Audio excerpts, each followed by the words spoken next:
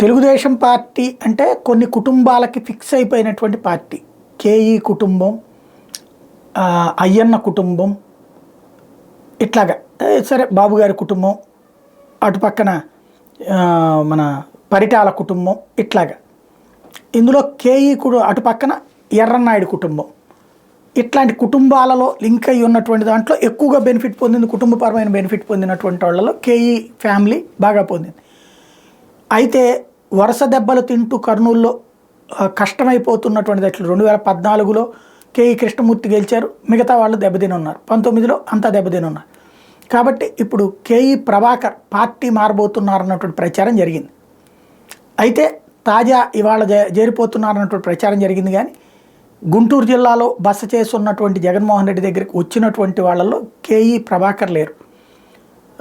ఇంకెవరో కొంతమంది మాజీ ఎమ్మెల్సీ ఇట్లాంటి వాళ్ళు వచ్చున్నారు. కాబట్టి కేఈ ఇంకా వీళ్ళ గూటికి చేరినట్లేరు.